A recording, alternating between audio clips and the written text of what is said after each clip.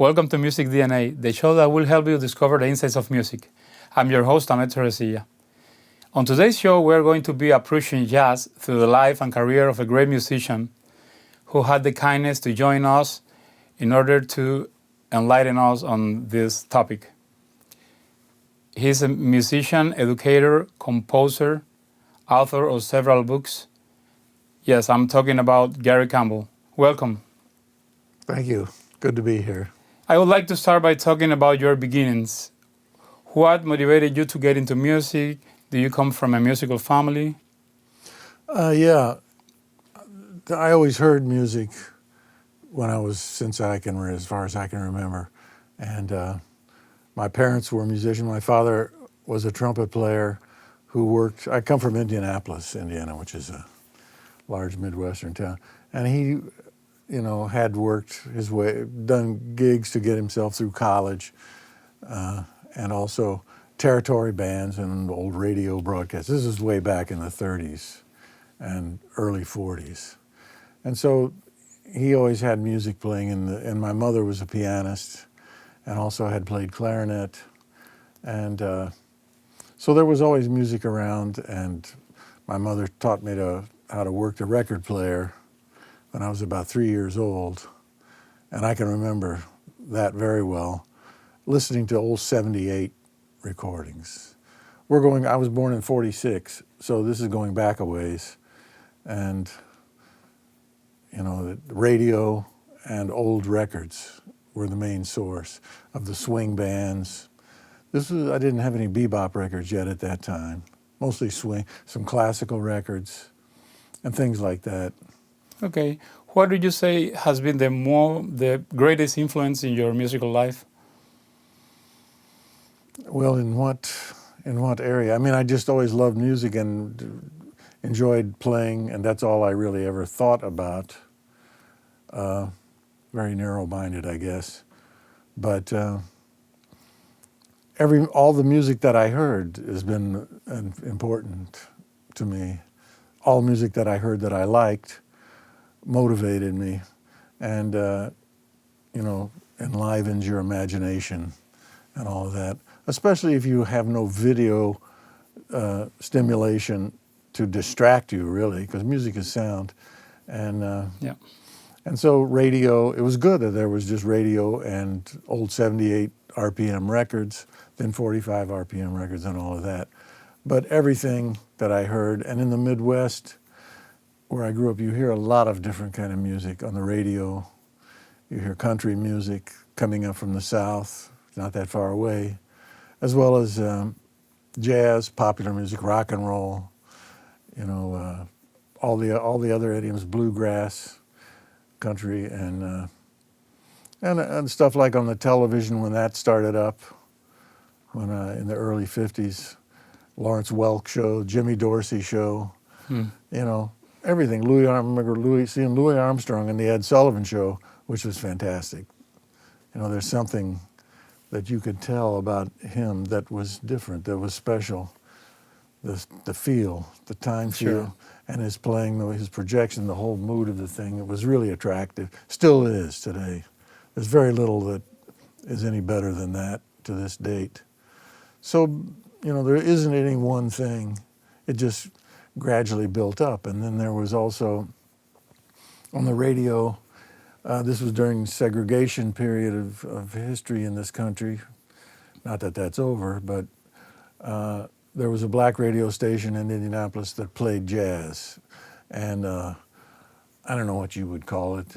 Names don't mean much, but, a lot of organ trio groups, rhythm and blues, but jazz, and there were a lot of local jazz musicians who came out of Indianapolis. Greats, Freddie Hubbard, the Hampton family, Slide Hampton, J.J. Johnson, numerous others, Wes Montgomery and his brothers.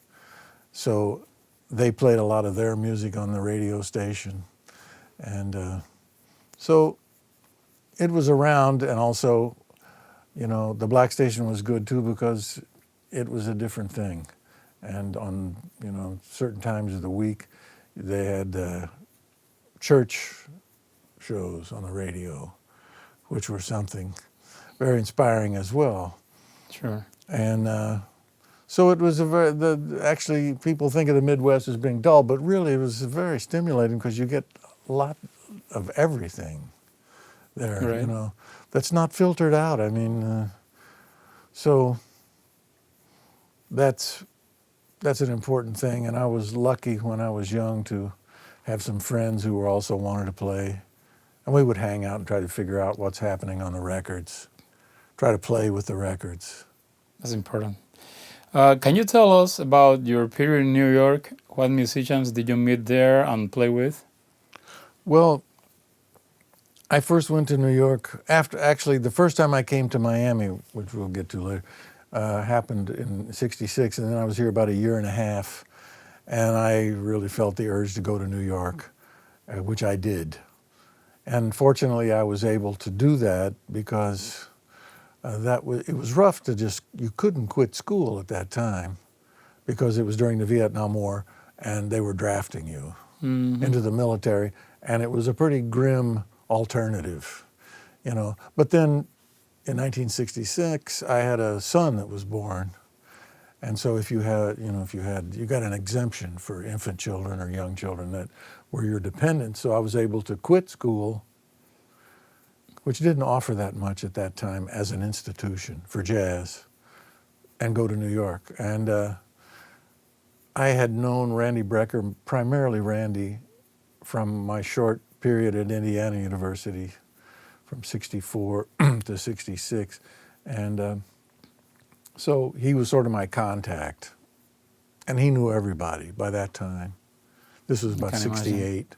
And so I met his brother Mike, and very soon everybody of my generation, as well as older generations, because we were young, there wasn't much of a younger generation. If you're 20 or 22, then you're talking about little kids.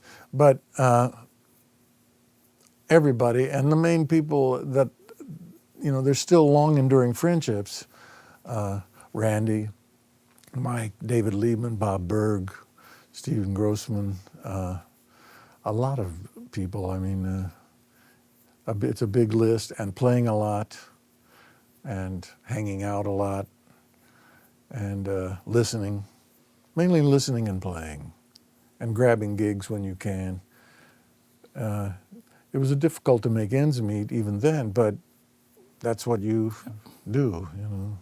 Yeah, those were heavyweight names. Yeah, and also the loft scene was right in the going strong at that time, so there was something going on every night somewhere. Okay, we're gonna go to a little break, but we will be back. Stick around. Miami-Dade College has career paths in anything you want to be. What's your story? Be global. Be cutting edge. Be inventive. Be investigative. Be a hero. What do you want to be? Be the best. Be you. Be MDC. Fresh thinking is being served at Miami-Dade College. Create your own recipe for success in the evolution of food culture at the Miami Culinary Institute.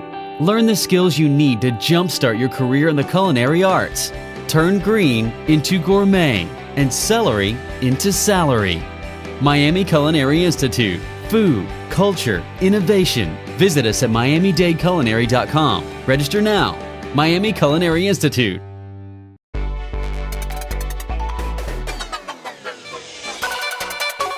Thanks for staying.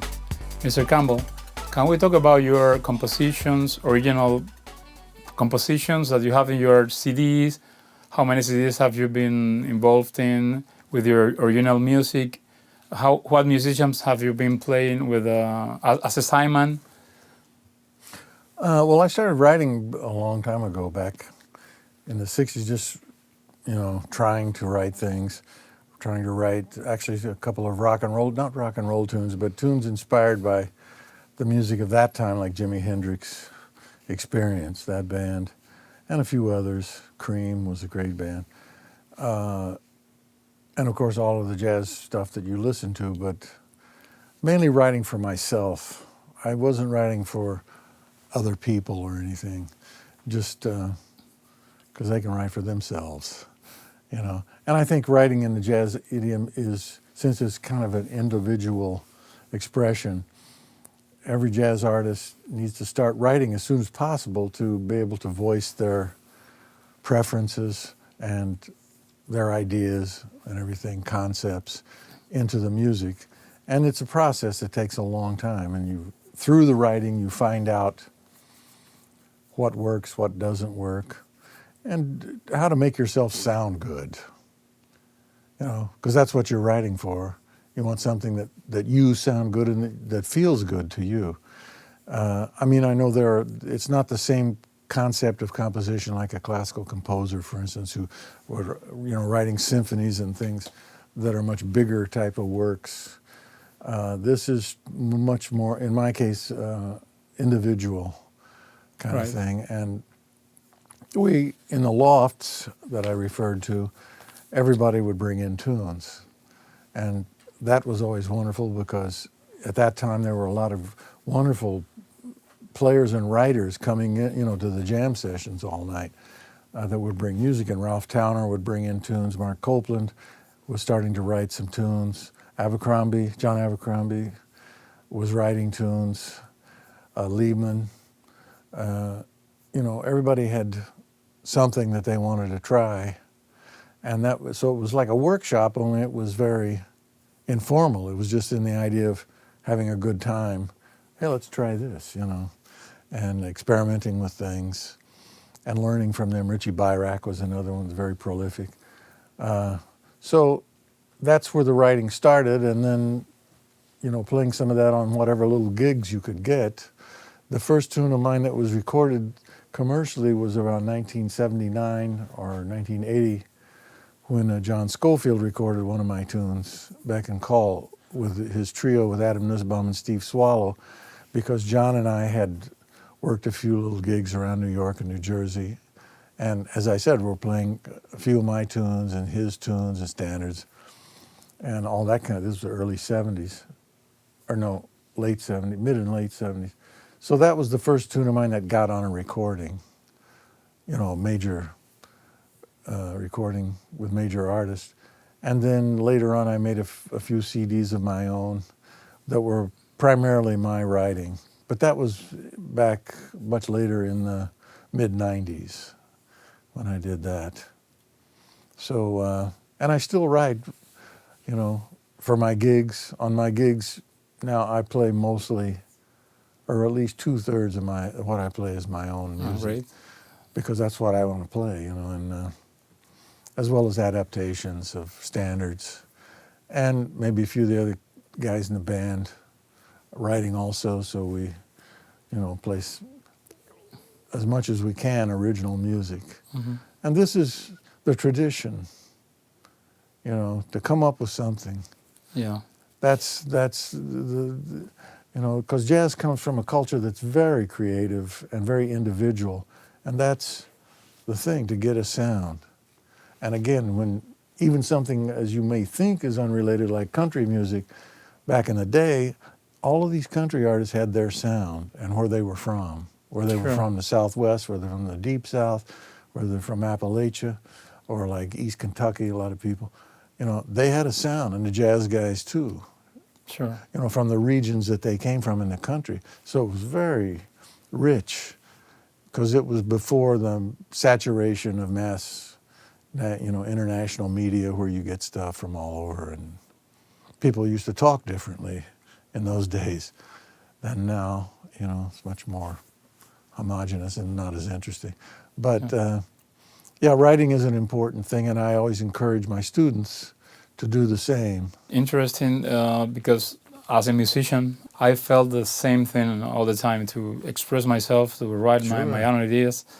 Yeah, that's a big truth. Well, especially now, I mean, and in your case as well, but I mean, since I've been teaching in Miami, especially at FIU, you know, how many % of my students are from Latin America or the Caribbean, mm-hmm. and they bring with them the tradition and the culture and the musical ideas or musical traditions that come with their culture, and that should not be abandoned. I mean, sure, we're studying jazz, and things will tend to,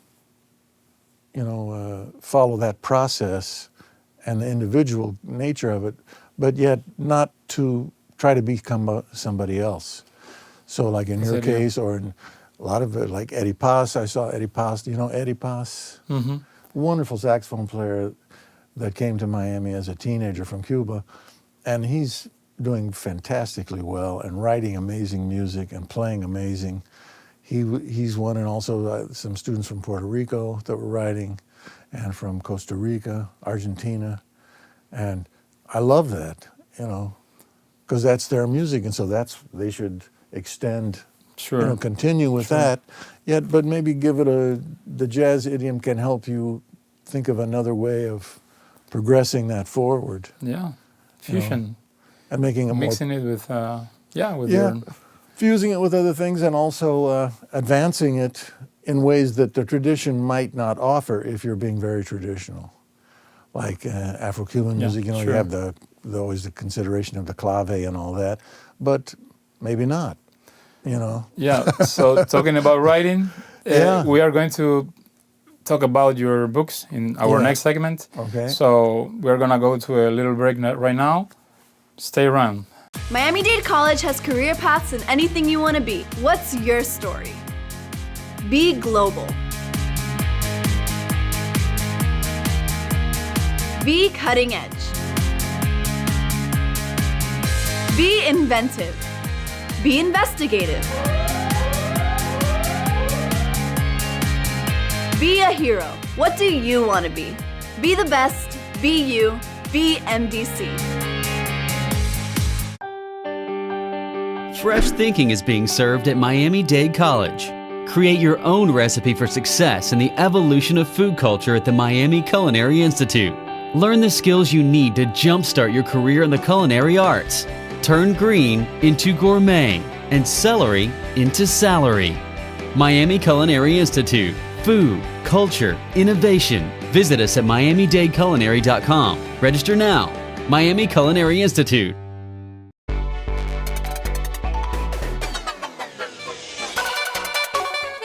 Here we're back in the studio with this great musician, Gary Campbell, talking about jazz. Can you tell me about your experience in Miami when you get here? What has Miami given you? Well, it's interesting. I mean, because actually I've been here twice. As I mentioned, I referred to a little bit earlier. I came here the first time in 1966 when I had been attending Indiana University, and for about a year and a half, and encountered Jerry Coker, who was a great musician and teacher and author, writer. And he got the job to come down and start a jazz program at University of Miami. And he brought Whit Seidner and myself down to be the first students. And there was not really a curriculum in place, but it was very, I was very close with Jerry and Whit and some other cats as I got here, absorbed in Miami a little bit. And that was in the 60s, though, and it was very interesting because then after going to New York for almost 15 years and coming back in 1982, and I've been here since then. Oh. I mean, when I came back from the 60s to the early 80s, it's a different place. So Miami trapped you. A lot of things happened, and and I had a few opportunities down here. I had never thought about teaching. I never really entered my mind, but I had an opportunity to teach a few students at UM for a while, and I ended up teaching there about 10 and a half years, and so that was my introduction to teaching, which that gave me, and also gigs, show band gigs. Some jazz gigs at that time. Miami was a very lively place in the 1960s especially. And even in the early 80s, there were some different things going on down here, particularly hovering around the group of musicians like Jaco Pastorius, who was kind of a genius, really. And he had come up with his other way of playing the bass guitar, that was very unique and very innovative, but based in rhythm and blues and all that, as well as jazz. So that was very stimulating, and I was fortunate to play with Jocko's bands, Right. the Miami bands, for a few years. And that was a wonderful experience, and Hotel Molino, because I never really heard anybody play steel drum from Trinidad like that, you know. I mean, this was some different business. So, and other guys, and then of course by the 80s, Miami had become a much more Latin city, and so there was more of that around, the music and the culture, and so that was an enlightenment as well. And I could brush up on my horrible Spanish from high school. When I got back to Miami, I couldn't recognize anything, because where I went to school in Indianapolis, people don't speak Spanish in the Midwest in those days.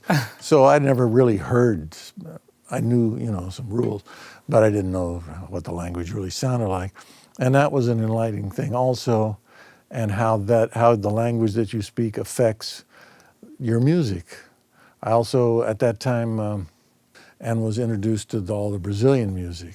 And there was a scene here, and is a scene here among Brazilian music. And that's a whole other world, separate almost. I mean, it's all common, separate from Caribbean and other Latin American idioms. So I began to realize just how huge the thing is. And Miami's a place for that. And it still is, and I think it's really just getting started. Yeah. To go beyond I agree. To go beyond the pop stuff, I mean, to the more, I don't know what word to use, because pop music is fantastic too if it's good. And there were also some pioneers in Latin pop, like Willie Chirino was around, and he was playing, and Los Sobrinos del Juez, Carlos Oliva, had a wonderful band that some friends of mine were working in. And they were establishing a thing, you know, the Miami sound, whatever you want to call it. But they were working around Miami. And also I got a tail into some club stuff here, working with an organ trio with a wonderful organ player named Jeff Palmer. And we held down a gig 3 or 4 nights a week for a few years here in Miami. And that was a wonderful experience. Right. You know, because that kind of music, the organ trio thing and the Chitlin Circuit sound and all that, was part of my early experience back in Indianapolis. So things were starting to take some kind of bigger form, you know. Right. Talking about your books, can you tell us some of the titles? What inspired you to start writing books? Well, my first experience with books was actually back when I was about 20 years old and had come down here with Jerry Coker, because he had written a few books that are still to this day fantastic books. And he was embarking on another project book, and I was a student of his then and a good friend, and he wanted me to write certain parts of this stuff that we were always talking about and, you know, playing on our horn.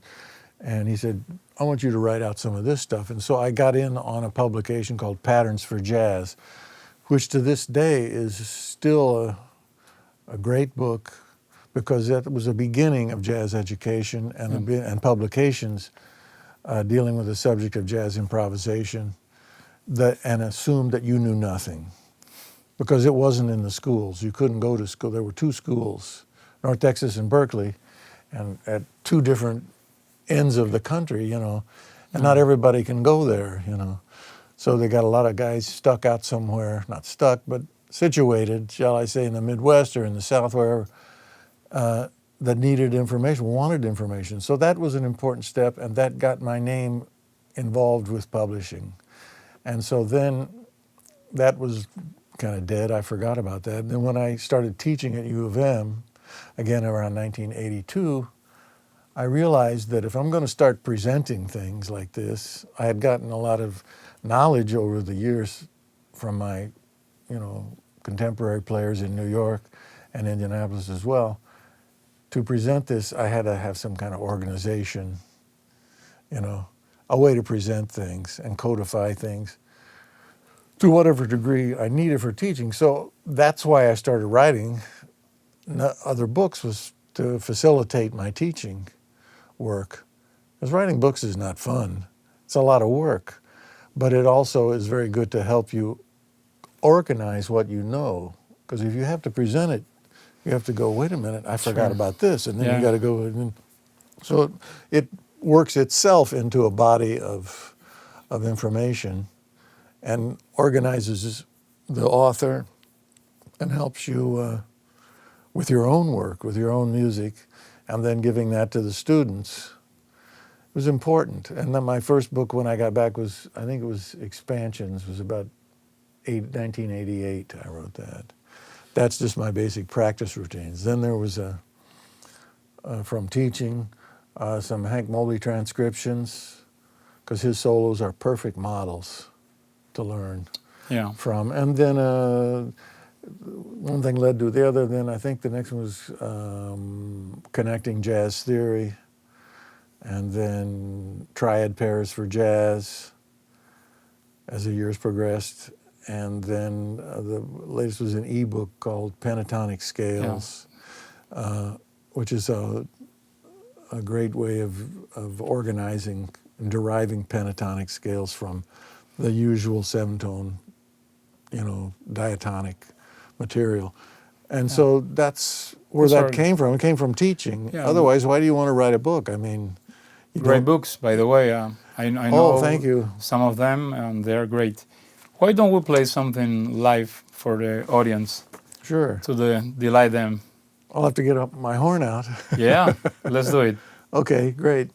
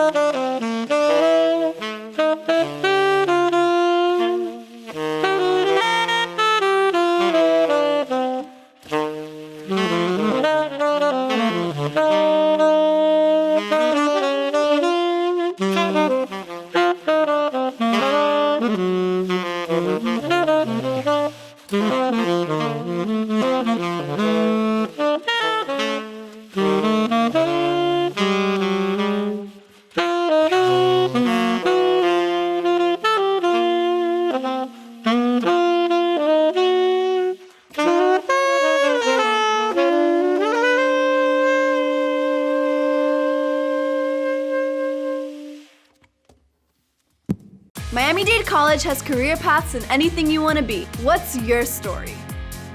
Be global. Be cutting edge. Be inventive. Be investigative. Be a hero. What do you want to be? Be the best. Be you. Be MDC. Fresh thinking is being served at Miami-Dade College. Create your own recipe for success in the evolution of food culture at the Miami Culinary Institute. Learn the skills you need to jumpstart your career in the culinary arts. Turn green into gourmet and celery into salary. Miami Culinary Institute. Food, culture, innovation. Visit us at miamidadeculinary.com. Register now. Miami Culinary Institute.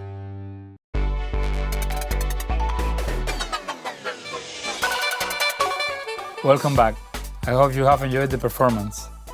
Here we are to talk about education, and I would like to start by talking about the bridge program that Miami-Dade College has with FIU. Through this program, the students can start studying here and they can finish their studies in FIU. If you need more information, you can call to the number below, and they will be pleased to inform you about everything concerning this program. Let's talk about your teaching experience, since you have been teaching in UM and then in FIU. Well, yeah, U of M, when I started in 1982, that was the first teaching really that I'd ever done, aside from some very casual things over the years. But that was enlightening. Like I say, it gave me the impetus to start writing the books, which is very helpful. I mean, any kind of writing and publication that you do helps your career as well as your own development and all of this. So that was good, and I also had the opportunity.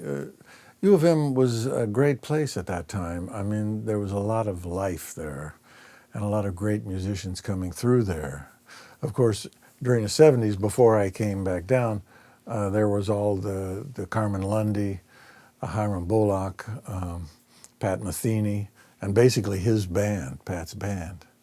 I think Gottlieb was Danny Gottlieb and Mark Egan were at school there. And then after that, when I came back down, there was some good guys that were coming in. Actually, the teacher who's working there now, John Hart, who's a fabulous guitar player of world renown. He's now the guitar teacher at U of M. He was a student there at that time. So that's when I first met him, as well as other players that have gone on to great things like Rick Margitza, who's been active, living mostly in Paris for the last 15 years or so, and Andy Snitzer, who's more like in the pop world, like Rolling Stones, Steely Dan, those kind of gigs. Paul Simon, but he's also an excellent player, great musician. And Andy Middleton, who's another guy who's been working, and after New York, he went to Vienna, where he's been a professor there at a conservatory in Vienna, and a lot of other wonderful players. I, don't want to leave people out because there's been many. I know. But most of the contact I had was with saxophonists, of course, and who have gone on to do great work teaching, performing, recording, and so that's good. Okay. It's a good feeling to help people in whatever way I can, and it's interesting too because most of them, are playing music and doing things that are sometimes very remotely related to what I do. Like if they've gone into the pop stuff, I never did that, and I still don't. But yet it's some great saxophone music, and writing. So that was a good experience. That sort of got me off before coming to FIU. Yeah, great. Okay, based on all that great info, I encourage you, if you have the opportunity to get in the Miami-Dade College music program, you have the opportunity to get into that program, the Bridge, and continue your studies in FIU. So think of it. After the performance that we're gonna have right now, this is all for this episode of Music DNA. Remember to make music your style of life. I am your host, Ahmed Torresilla, and we have been talking with this excellent musician and teacher, Mr. Garrett Campbell. Thank you for being here. My pleasure. See you in the next episode. Let's play. Okay.